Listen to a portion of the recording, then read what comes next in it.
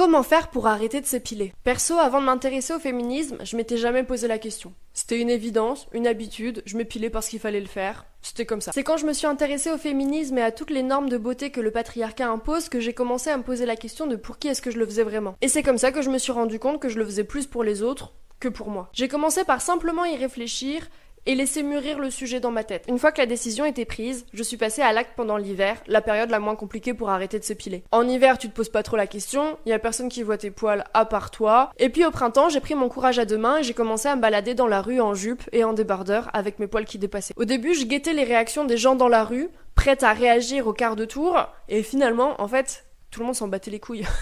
Et ça y est, c'était parti, j'étais devenue une femme poilue. Alors je dis pas qu'il y a jamais eu de réflexion, qu'il y a jamais eu de critique. J'en ai d'ailleurs fait une petite vidéo il y a pas longtemps sur le sujet, sur les réactions que j'avais pu recevoir. Mais on va dire que sur les 5 dernières années où je ne me suis pas épilée, j'ai dû avoir genre 5 réactions vraiment désagréables, vraiment agressives. Mais du coup, quand tu fais le ratio, ça fait une réaction par an. Franchement, ça va. La majorité des gens, en fait, ils s'en foutent. Ou alors, s'ils s'en foutent pas, ils se le disent dans leur tête ou ils le disent à leurs amis, mais c'est rare qu'il y ait des gens qui viennent te voir dans la rue pour te dire que t'es dégueulasse avec tes poils. Alors si toi aussi t'as envie d'arrêter de t'épiler, cette vidéo c'est ton signe. Fais comme moi, commence en hiver, tranquillement, et ensuite au printemps t'y vas progressivement. Tu commences par juste mettre un débardeur, puis une jupe, puis les deux en même temps, et tu regardes les réactions des autres, et je pense que rapidement tu te rendras compte que, en fait, c'est pas si compliqué que ça, et que le plus compliqué c'est limite d'accepter son propre regard à soi. Le sujet t'intéresse? Je suis actuellement en train de réaliser un podcast sur les femmes qui ont décidé d'arrêter de s'épiler. Le premier épisode sortira le 15 août prochain, alors n'hésite pas à t'abonner pour être tenu au courant.